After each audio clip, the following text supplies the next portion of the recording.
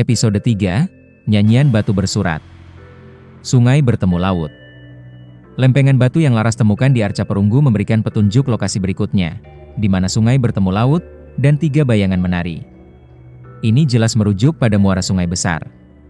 Di pulau itu, hanya ada satu muara yang terkenal, yaitu Muara Air Mas, tempat sungai Batang mengalirkan airnya ke samudra. Laras segera bergerak. Perjalanan kembali ke pantai sangat jauh, dan ia khawatir para perompak juga akan mengaitkan petunjuk arca perunggu dengan Muara Air Mas. Ia bergegas melintasi hutan, hanya beristirahat sebentar di malam hari. Setibanya di Muara Air Mas, Laras melihat sebuah pemandangan yang megah.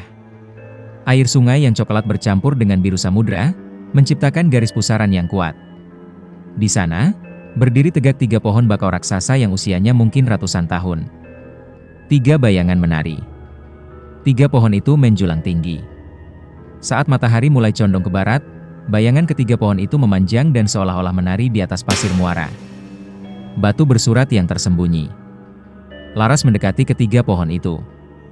Di bawah akar-akar bakau yang saling melilit, ia mulai mencari. Dia ingat, kakeknya pernah bercerita bahwa batu bersurat adalah prasasti kuno yang berisi catatan penting kerajaan, seringkali diletakkan di tempat keramat atau pintu masuk sebuah lokasi suci. Setelah mencari beberapa lama, di antara lilitan akar pohon yang paling besar, ia melihat sebuah permukaan batu yang rata dan halus. Batu itu tertanam dalam lumpur dan lumut. Dengan parangnya, Laras membersihkan permukaan batu itu. Benar saja. Itu adalah batu bersurat yang sudah lapuk, dipenuhi ukiran aksara kuno. Inilah nyanyian batu bersurat. Laras membaca ukiran itu dengan suara pelan, diterangi oleh sinar matahari senja. Dewa-dewi telah pergi. Kebaikan telah terukir menjadi tanah. Pintu keagungan tak terlihat, kecuali saat matahari terbit. Di atas tempat yang menopang cahaya di atas pohon raja. Laras mengerutkan kening. Petunjuk ini lebih samar daripada yang sebelumnya. Ia mendapat 3 kata kunci baru: tanah, matahari terbit, dan pohon raja. Pohon raja yang ia ketahui sudah ia datangi, pohon beringin raksasa di Wanasari. Apakah ada pohon raja yang lain? Ancaman di muara. Tiba-tiba, Laras mendengar suara mesin kapal kecil dari kejauhan. Kapal itu berbelok memasuki muara, menuju ke tempatnya berada. Jantungnya mencelos. Itu adalah perahu yang sama yang ia lihat di pelabuhan samudra. Kapten perompak dan 2 anak buahnya turun dari perahu. Mereka terlihat marah dan frustrasi. Aku yakin anak itu ke sini. Cepat cari. Muara ini adalah satu-satunya tempat sungai bertemu laut di pulau terkutuk ini. Teriak kapten itu. Laras segera melompat ke air berlumpur, bersembunyi di balik tumpukan akar bakau yang paling dalam. Ia menahan napas, lumpur menempel di kulitnya.